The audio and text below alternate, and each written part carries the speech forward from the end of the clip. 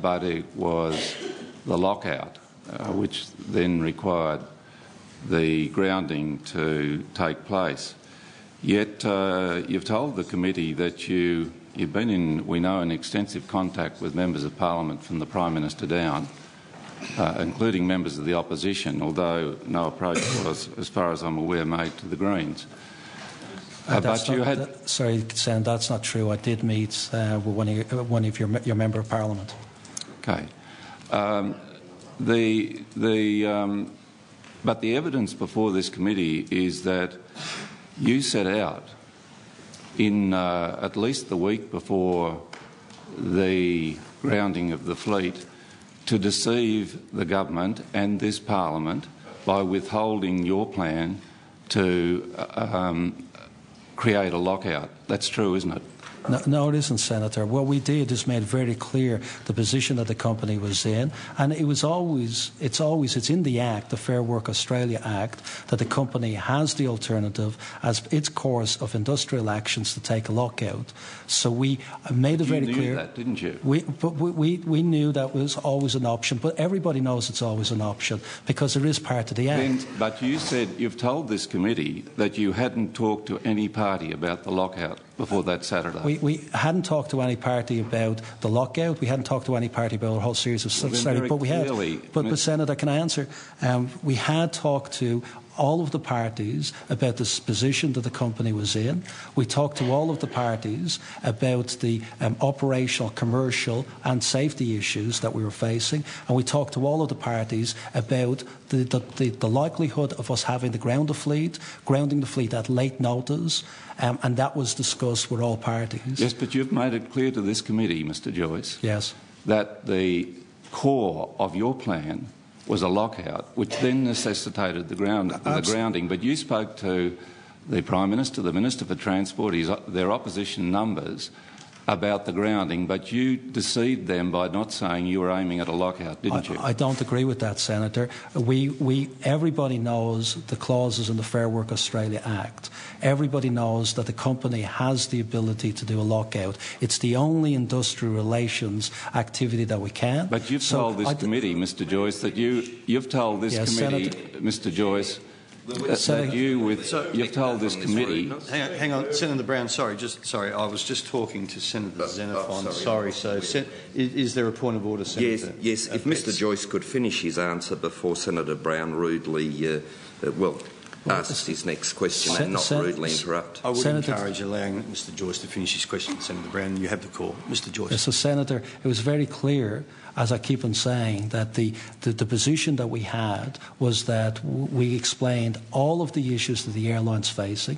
We expressed our views on the further deteriorations that are going to take place and the grounding could take place. Now, I have to say that it is very clear to everybody on the Fair Work Australia Act, which is the act we're working in, that the only way that the management could actually handle once you've made the decision of how we bring this to a close was to take the action of a lockout. That resulted in the airline being grounded. And absolutely is the case. It was the case. We were focused all the way through those weeks in us negotiating an outcome with the unions. We had continuously been involved with the unions in conciliation. Lockout was only one option that was available to us.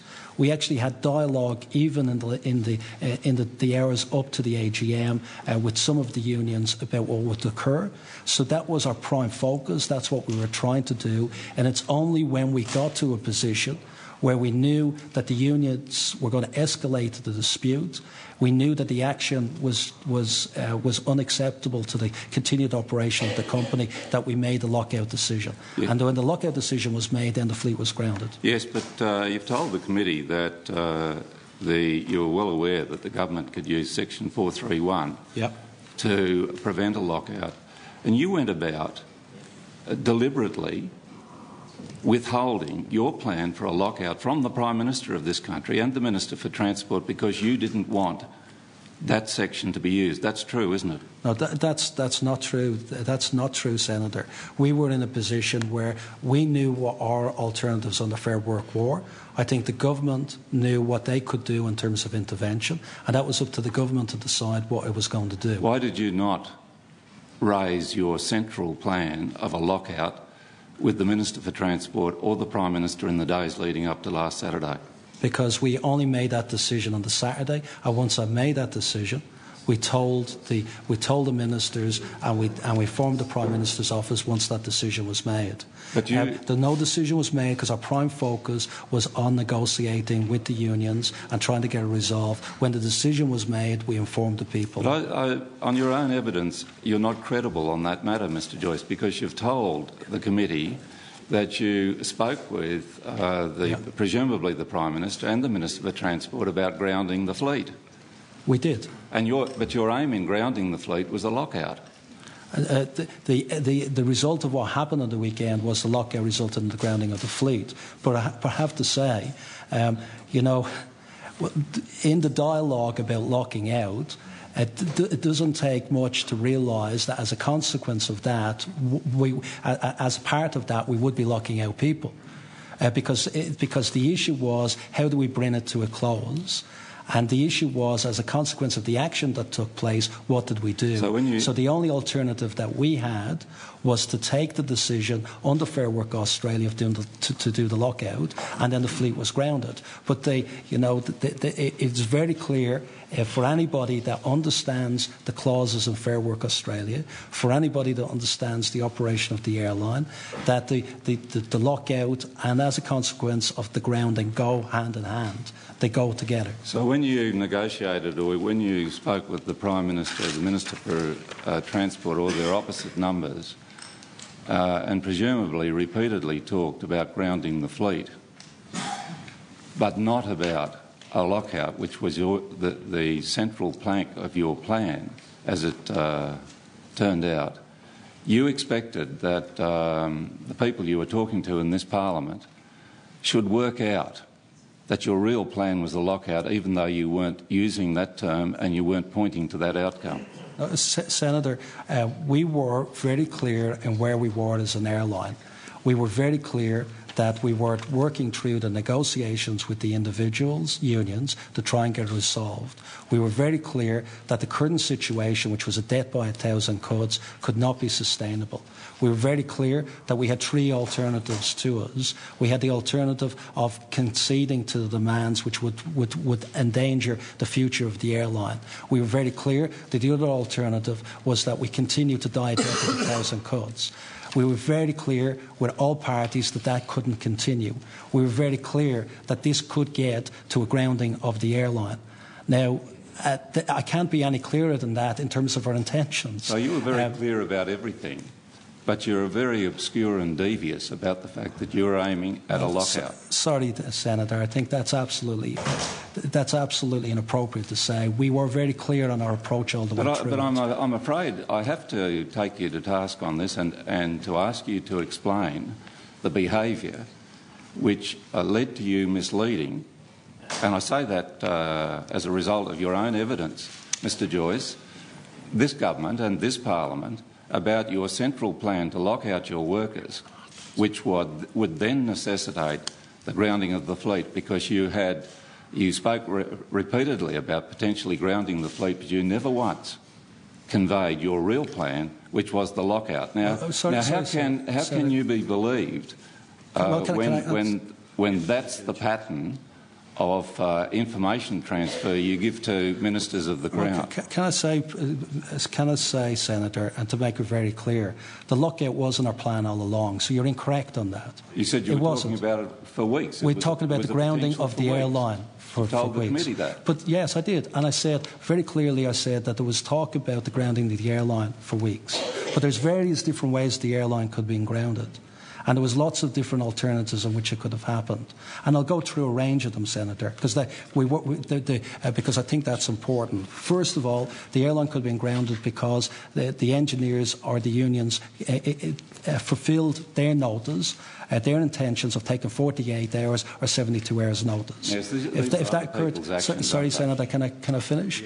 Yes, you can. Senator Brown, I would urge you once again just to let Mr. Joyce finish. If the question is long-winded and I think that it's not getting to the point of your question, I will certainly raise it with Mr. Joyce. And I think I answered the Senator's questions in relation to how the airline could be grounded and why lockout was only one of the ways in that could have occurred.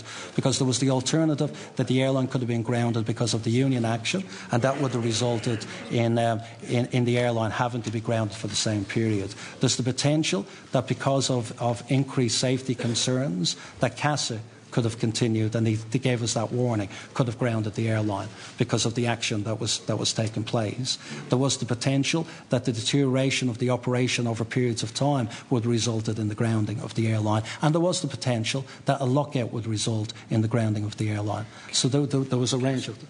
I mentioned CASA. So CASA would have grounded. The difference in all those proposals that were alternatives that you put up there and the one that was used, which is the lockout, is that you alone made the decision that there was going to be a lockout. You've told the committee that. You've told us that it was a potential in the air for weeks.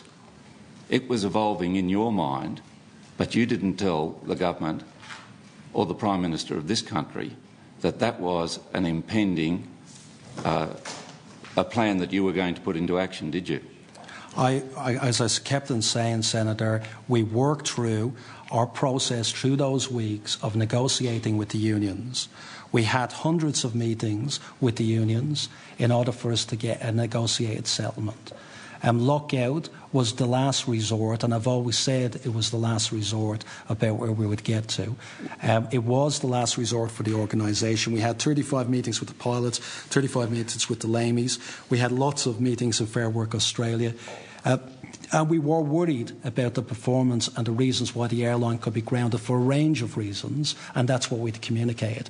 You're right, I didn't go through the potential of the lockout. I didn't go through in detail the potential or at all about CASA grounding. I didn't go through the unions grounding it. They were all possibilities.